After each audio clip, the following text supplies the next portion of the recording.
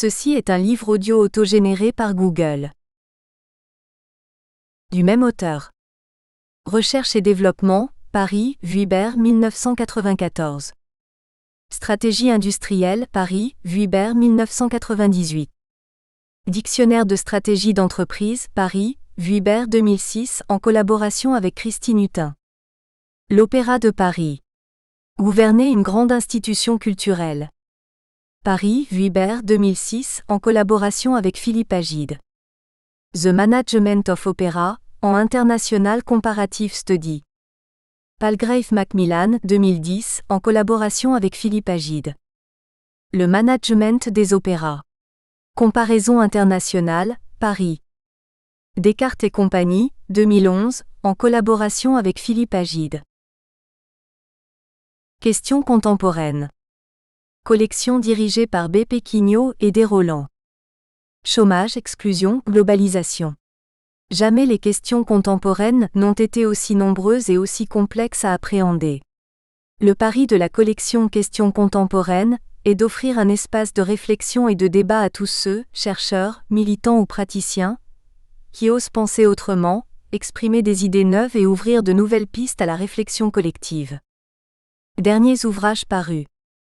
Christophe Dupeyrat, Pourquoi avoir fait de Mayotte le 101e département français, 2012. Jean-Michel Vincent, L'invention de la maîtrise d'œuvre urbaine.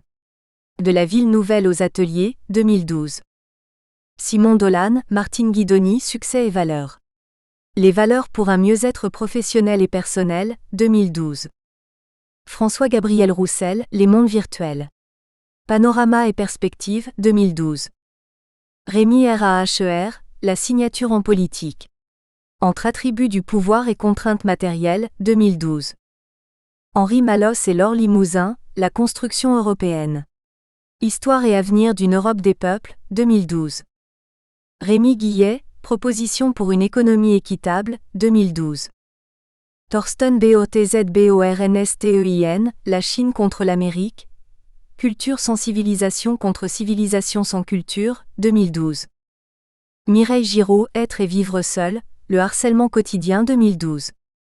Patrick Pillon dire, La faim par le marché, aspect sénégalais de la mondialisation 2012. Kilian Stengel, Une cantine peut-elle être pédagogique? La place de la transmission dans la restauration scolaire 2012. Introduction. Un tel titre sent le pamphlet, voire la provocation. Pourquoi poser cette interrogation alors que le socialisme est revendiqué par des partis de gouvernement, s'imprime dans des programmes d'action et exerce parfois le pouvoir au nom du peuple français? Pour répondre à cette question sans cesse posée et toujours sans réponse claire et constante, qu'est-ce que le socialisme ici et maintenant, comme l'écrivit l'un de ses leaders? Le socialisme, c'est la quête du bonheur sur terre. Le concept de socialisme a été forgé au cours d'une longue histoire qui a vu fleurir des idées généreuses et utopiques. De nombreuses mises en pratique ont été menées à l'échelle de communautés réduites, d'États ou d'empires. La quête de l'harmonie sociale reposait sur une conception idéalisée de l'homme, sage, généreux, respectueux des autres et de la nature.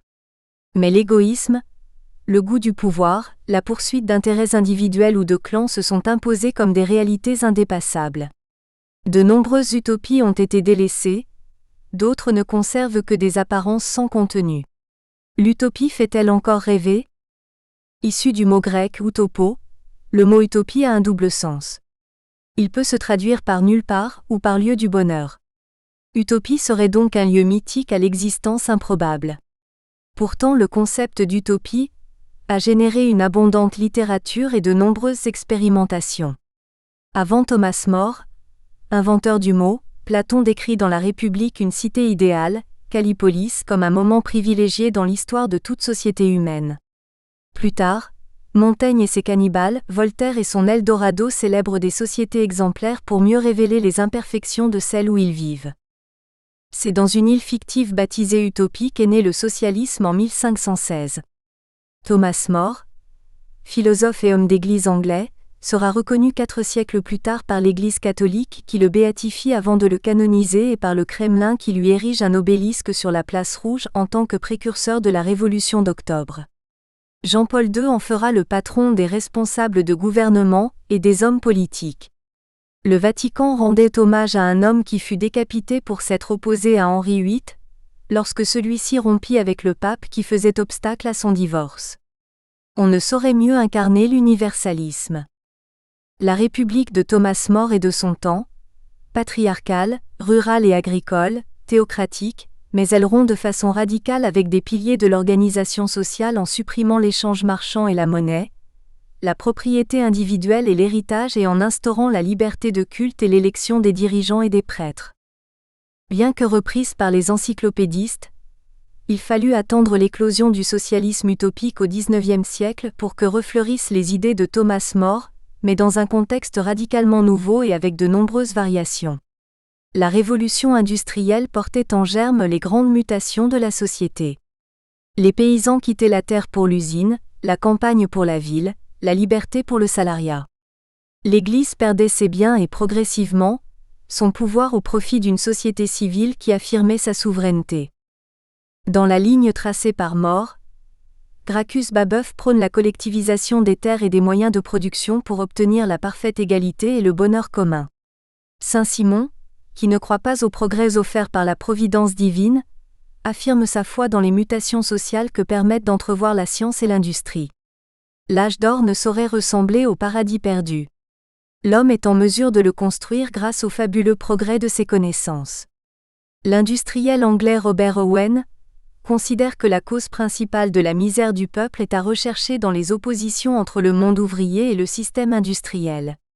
Il invente la coopérative pour que les hommes s'unissent pour contrôler l'outil de travail. Dans son voyage en Icarie, Étienne Cabet rejoint More en affirmant que l'inégalité de fortune, la propriété et la monnaie enfantent les privilèges et l'aristocratie, puis l'opulence et la misère, puis la mauvaise éducation, puis la cupidité et l'ambition, puis tous les vices et tous les crimes, puis tous les désordres et le chaos, puis toutes les calamités et toutes les catastrophes. Charles Fourier invente une société idéale, égalitaire et harmonieuse dont la cellule de base est inspirée de Thomas More, le phalanstère. Pierre-Joseph Proudhon, bisontin comme Fourier, affirme que la propriété c'est le vol mais voit dans la recherche de l'égalité des risques pour la liberté.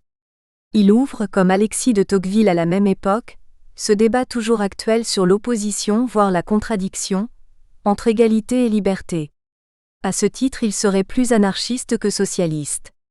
Louis-Auguste Blanqui appelle à la révolution sociale et passe l'essentiel de son existence en prison, d'où il inspire les communards. Tous ces socialistes ont en commun d'hériter de Thomas More et d'être qualifiés d'utopistes par Marx et Engels. Plutôt que d'inventer une société idéale mais improbable, ceux-ci fondent leur démarche sur une observation critique et rigoureuse de la société de leur temps. Auguste Comte, fondateur du positivisme scientifique et disciple de Saint-Simon, leur fournit une démarche pour éliminer les spéculations abstraites et tenter de comprendre les lois de l'organisation sociale. Les modèles d'organisation sociale hérités du socialisme utopique ont été expérimentés. Le Familistère de Guise inspiré par Fourier est sans doute la plus complète et la plus longue de ces expériences puisqu'elle a duré près d'un siècle en édulcorant progressivement ses principes fondateurs. De nombreux petits groupes qui, comme les utopistes, rejettent le monde structuré par la révolution industrielle expérimentent encore aujourd'hui cette organisation communautaire fondée sur le partage et l'autarcie.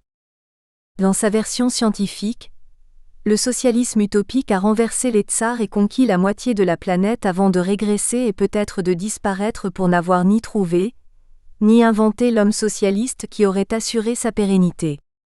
L'expérience fut longue, chaotique et douloureuse mais l'âge d'or n'était pas au bout de la route. Les idées, utopiques ou scientifiques des socialistes furent souvent séduisantes mais conduisirent à des expériences généralement décevantes et parfois catastrophiques. D'où la question, que reste-t-il des utopies socialistes ? Parmi les grands thèmes comme le rejet de la propriété et de l'héritage, l'abandon de l'échange marchand et de la monnaie, la suppression du salariat, la recherche de l'égalité et la suppression des hiérarchies sociales, l'unification des valeurs et des mœurs dans un espace protégé, quels sont ceux qui inspirent encore les postulants au pouvoir ? Quels sont ceux qui, à des degrés divers, ont déjà été adoptés, mis en œuvre et ne font plus l'objet de débats ? Quels sont ceux qui ont été unanimement rejetés ? La France d'aujourd'hui est-elle ou n'est-elle pas un pays socialiste? La fabrique de l'utopie socialiste. L'utopie, une entreprise qui honore le cœur et disqualifie l'intellect, disait Cioran, a séduit des auteurs avant l'invention du mot. N'est-elle pas de toutes les époques? Il y a bien longtemps que l'homme, dans sa quête d'éternité, a forgé le concept de paradis comme lieu du bonheur à la localisation incertaine. Une utopie en somme. De Platon à Marx, l'utopie est socialiste, mais elle s'accommode de l'esclavage dans l'Athènes de Platon ou dans l'Utopia de Thomas More. Elle est d'abord pastorale chez More ou Cabet, puis industrielle chez Saint-Simon et Marx. Elle est théocratique chez More ou athée chez Proudhon, puritaine en Icarie ou libertine à l'abbaye de Thélème ou dans les phalanstères de Fourier. Un bref voyage en utopie, c'est un retour aux sources du socialisme. Petit voyage en utopie. Les philosophes sont rois dans la société idéale de Platon. L'humanité sera heureuse un jour quand les philosophes seront rois ou quand les rois seront philosophes. La Callipolis de Platon n'est ni un lieu, ni un aboutissement mais seulement une étape, un moment dans un processus d'évolution des sociétés humaines. La société idéale de Platon valorise la collectivité contre l'individu. L'intérêt particulier résulte du droit de propriété, mais chaque individu ne reçoit que la part de bonheur qui lui revient eu égard à l'harmonie de la société tout entière. L'harmonie au service du bien commun pourrait être la devise de la République. Les gouvernants conduisent la cité en édictant et en faisant respecter les lois, les gardiens défendent l'ordre public et les travailleurs, assistés il est vrai des esclaves, pourvoient aux besoins de la collectivité. Cette société idéale repose sur le respect strict de la hiérarchie et des règles. Si la cité cesse d'être un tout harmonieux, c'est qu'une des composantes de la société conteste la hiérarchie et affirme sa suprématie.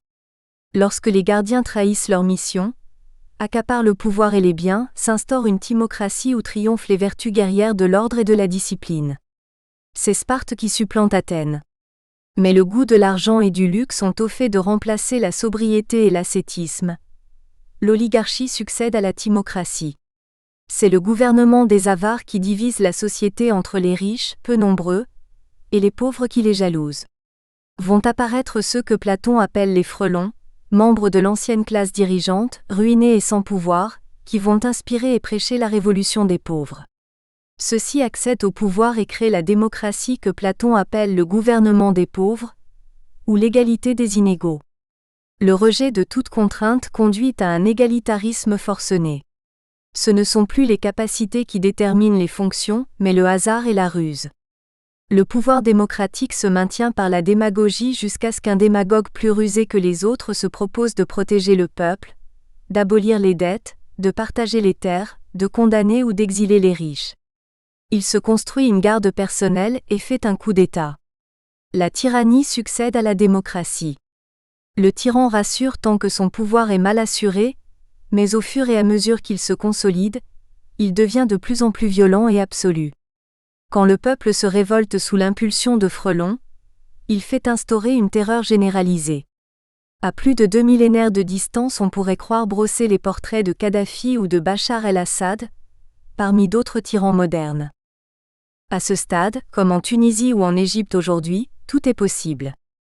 On peut même envisager une conversion du tyran à la philosophie et à l'harmonie au service du bien, pour réinstaurer la cité idéale.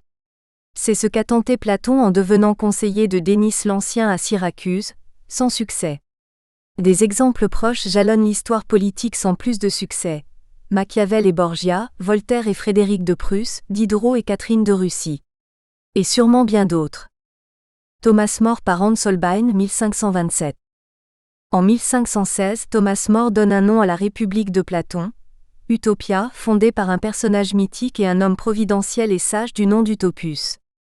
Il brosse le portrait d'une société qui peut être qualifiée de socialiste, bien que le mot n'existe pas encore. C'est à Louvain, en Flandre, qu'est publié ce petit livre dont le titre complet en latin est De Optimo Rei Publicae Statu, Dec Nova Insula Utopia. Le succès est immédiat et le texte diffusé dans toute l'Europe sauf en Angleterre, patrie de l'auteur, où la première édition paraît en 1551, 16 ans après la mort de son auteur. En France, ce livre fut l'un des plus lus pendant le siècle des Lumières.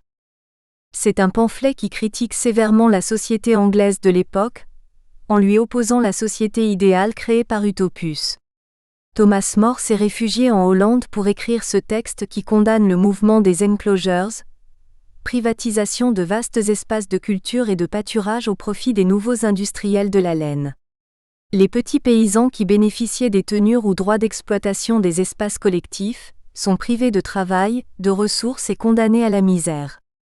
Utopia se présente comme un dialogue entre l'auteur et un vieil explorateur portugais Blanc Rafael Hitlo de Blanc qui a parcouru le monde, résidé 5 années sur l'île d'Utopia avant de visiter la France et l'Angleterre. Dans ce dernier pays, il observe les errements de la justice. Sur tous les points du royaume, où l'on recueille la laine la plus fine et la plus précieuse, accourent pour se disputer le terrain les nobles, les riches et même de très saints abbés. Ils enlèvent de vastes terrains à la culture, les convertissent en pâturage, abattent les maisons, les villages et n'y laissent que le temple pour servir d'étable à leurs moutons.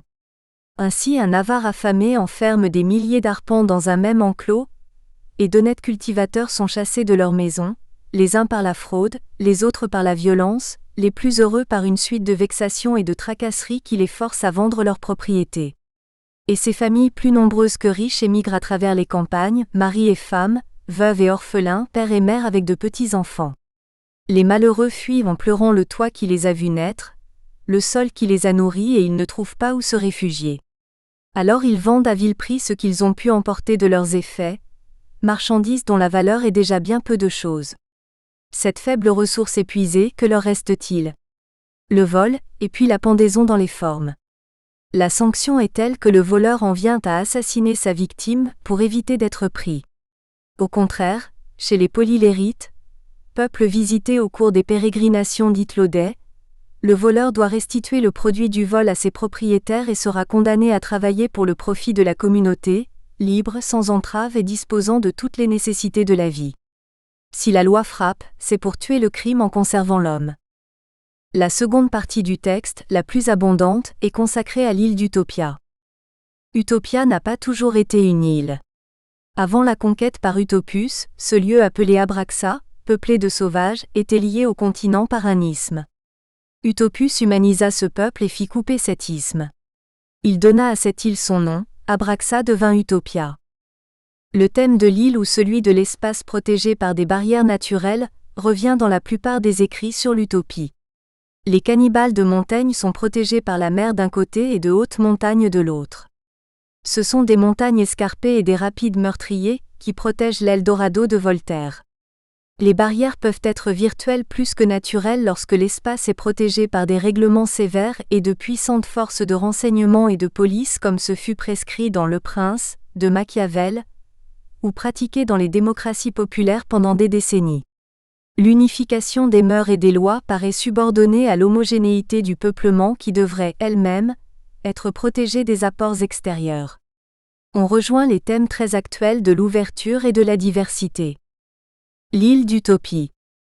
L'homogénéité y est aussi bien légale que géographique et architecturale. L'île d'Utopie contient 54 villes spacieuses et magnifiques. Le langage, les mœurs, les institutions, les lois y sont parfaitement identiques. Les 54 villes sont bâties sur le même plan et possèdent les mêmes établissements, les mêmes édifices publics, modifiés suivant les exigences des localités. L'île d'Utopia connaît l'abondance.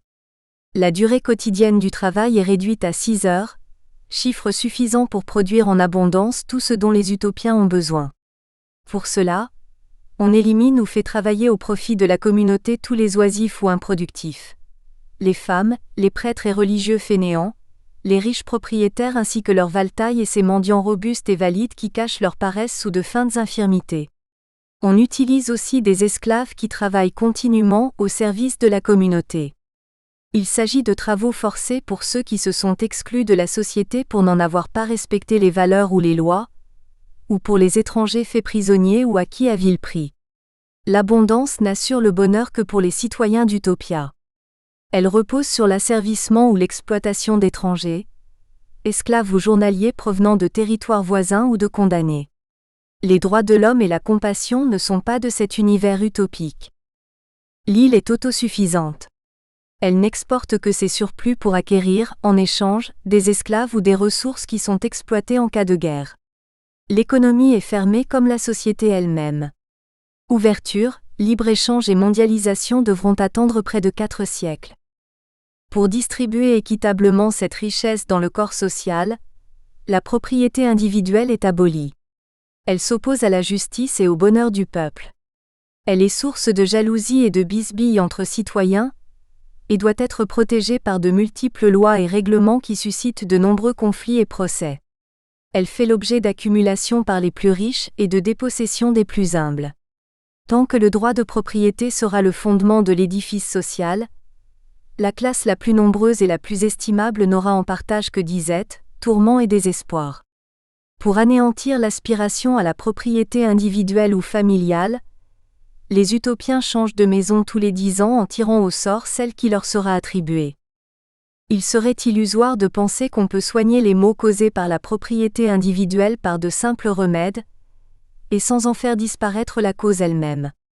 Limiter les patrimoines, lutter contre le despotisme, l'ambition et l'intrigue, condamner le faste et la représentation, ne pas vendre les magistratures publiques ne sont pour mort que des masques cachant les maux profonds causés par la propriété individuelle.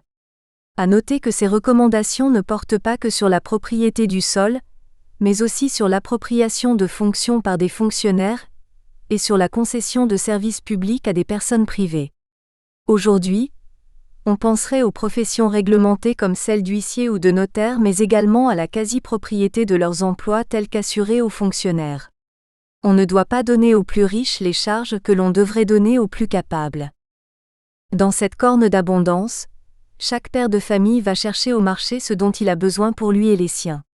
On ne lui refuse jamais rien, et on ne lui demande rien en échange. Il n'y a pas de risque que l'un d'entre eux s'approprie plus de biens que nécessaire au détriment de ses congénères, puisqu'il dispose de tout ce qu'il souhaite. Les ressources étant équitablement distribuées sans contrepartie, l'argent et la monnaie sont inutiles. En Utopia, la monnaie n'assure pas le règlement des transactions ordinaires. L'or et l'argent n'y ont aucune valeur. Le fer est beaucoup plus utile à l'humanité que ces métaux que la nature, cette excellente mer, a enfoui à de grandes profondeurs comme des productions inutiles et vaines, tandis qu'elle expose à découvert l'air, l'eau, la terre et tout ce qu'il y a de bon et de réellement utile. Pour les stigmatiser, on les destine aux usages les plus vils. On en fait même des pots de chambre et des chaînes pour les esclaves. Il est amusant de noter que dans cette société sans marché, le mariage est conçu comme un achat qui doit être informé et avisé. Les utopiens ne comprennent pas que l'on puisse choisir un époux avec moins d'informations que pour l'achat d'un âne. Lorsque vous achetez un bidet, affaire de quelques écus, vous prenez des précautions infinies. L'animal est presque nu, cependant vous lui ôtez la selle et le harnais, de peur que ces faibles enveloppes ne cachent quelque ulcère. Et quand il s'agit de choisir une femme, choix qui influe sur tout le reste de la vie et qui en fait un délice ou un tourment, vous y mettez la plus profonde incurie. Comment ? Vous vous liez d'union indissoluble à un corps tout enveloppé de vêtements qui le cachent. Vous jugez de la femme entière par une portion de sa personne large comme la main puisque son visage seul est à découvert. Et vous ne craignez pas de rencontrer après cela quelque difformité secrète qui vous force à maudire cette union aventureuse. En Utopia, une dame honnête et grave montre au futur mari sa fiancée à l'état de nudité complète. Un homme d'une probité éprouvée fait de même pour la future épouse. Où va se nicher le marché ? Tous les utopiens sont égaux, seuls les esclaves sont moins égaux que d'autres comme le dira Orwell plus de 3 siècles plus tard. Ils accèdent gratuitement aux mêmes biens mais ne montrent pas de signes ostentatoires de richesse. Ils portent les mêmes vêtements qui distinguent seulement l'homme et la femme, le célibataire du marié. Des péréquations entre villes et familles rétablissent les déséquilibres qui pourraient apparaître. Chaque ville dispose de la même superficie et des mêmes équipements pour subvenir aux besoins de ses habitants. Lorsque ceux-ci deviennent trop nombreux, on les reverse dans les cités moins peuplées. De même quand une famille s'accroît outre mesure, le trop-plein est versé dans les familles moins nombreuses. Et si l'île devenait surpeuplée, on organiserait la colonisation d'un autre territoire où les indigènes ont plus de terrain qu'ils n'en cultivent. Les régulations qui de nos jours se font plus ou moins bien par des redistributions de crédits publics se font dans cet État sans monnaie, par des transferts réels de personnes au sein des familles ou des communautés. Il n'y a pas d'expérience pour nous indiquer comment ces hypothétiques pratiques auraient pu être accueillies. Il est permis de supposer qu'une très stricte discipline collective pourrait seule le permettre. Sur l'île d'Utopia, la liberté individuelle est en effet limitée. Les repas sont pris à la même heure sonnés par des trompettes. Les déplacements sont encadrés. On n'entre, ni ne sort de sa province sans congé du prince au risque d'être traité de déserteur et en cas de récidive, d'être réduit à l'esclavage. Pour se promener dans la campagne qui entoure sa ville, le citoyen d'Utopia doit obtenir l'accord de sa femme et de son père et doit travailler avant chaque repas pour acheter sa nourriture. L'oisiveté et la paresse sont impossibles.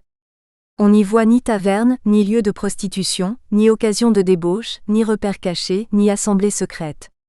Chacun, sans cesse exposé au regard de tous, se trouve dans l'heureuse nécessité de travailler et de se reposer suivant les lois et les coutumes du pays. Le travail est la première des vertus. Le travail est une obligation acceptée avec joie par les utopiens. Très peu de gens en sont dispensés. Les jeunes utopiens embrassent généralement la profession de leurs parents. En cas contraire, ils doivent être adoptés par d'autres familles qui exercent les professions de leur choix. Ceux qui ont été choisis par les prêtres et les magistrats pour s'adonner aux lettres et aux sciences disposent de ce privilège à condition de ne pas décevoir les espérances placées en eux. Même les magistrats élus qui ont en charge l'administration de l'île travaillent comme les autres citoyens pour les stimuler par l'exemple. La mobilité sociale est fondée sur le mérite. Le lettré ou le magistrat qui trompe les espoirs placés en lui est rétrogradé dans la classe des ouvriers. L'ouvrier paysan qui consacre ses loisirs à ses études pour acquérir une instruction suffisante est élevé à la classe des lettrés. La société est composée de 4 classes, magistrats, lettrés, ouvriers et esclaves. De nombreuses passerelles assurent la circulation entre classes en fonction des mérites de chacun jugés par le peuple et ses représentants. Les esclaves, les prisonniers de guerre et les citoyens que leur mauvaise conduite a condamnés à l'esclavage, peuvent eux aussi changer de statut en fonction de leur mérite.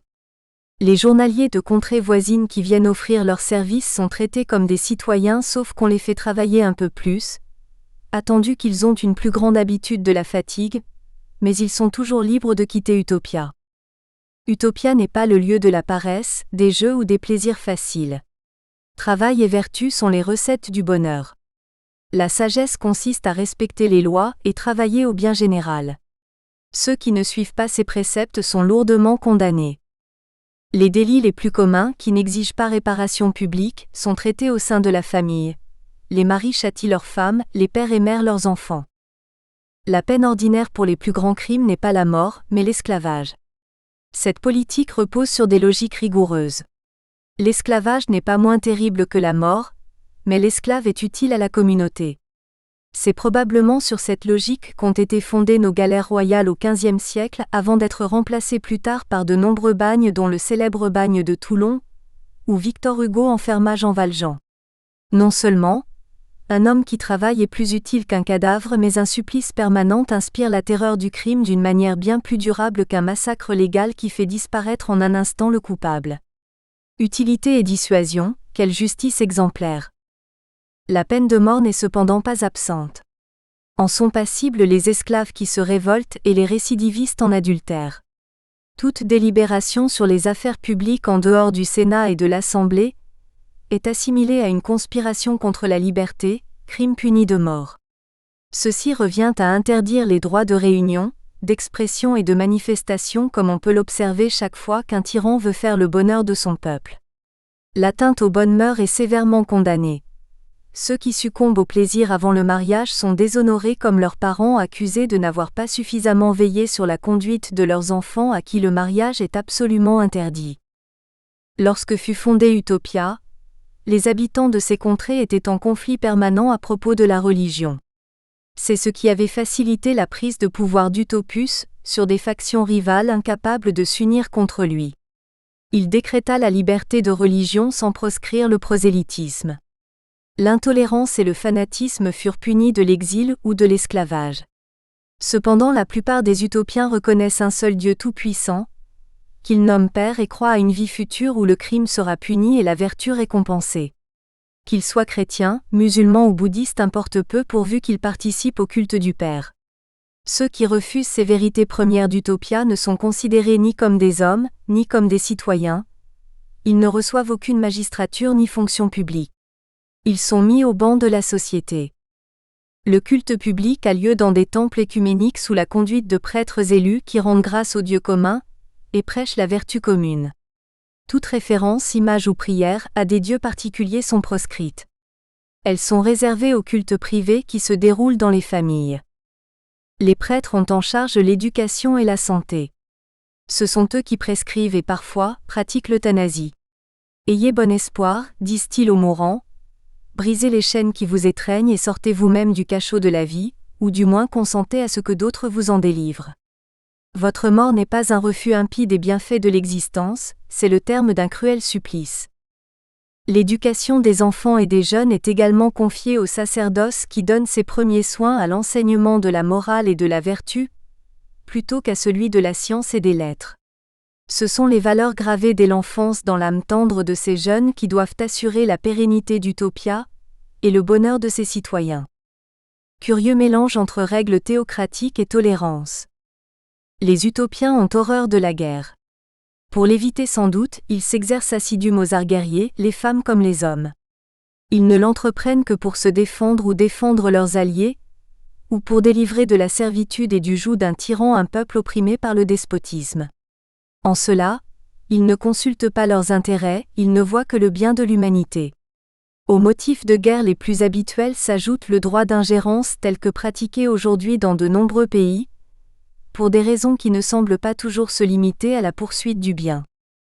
Utopia, c'est l'île du bonheur où le souci d'autrui, le culte du Père céleste et celui du Père terrestre Utopus, suffisent à régler la conduite des affaires et celle du peuple et à assurer la paix, l'harmonie et le bonheur.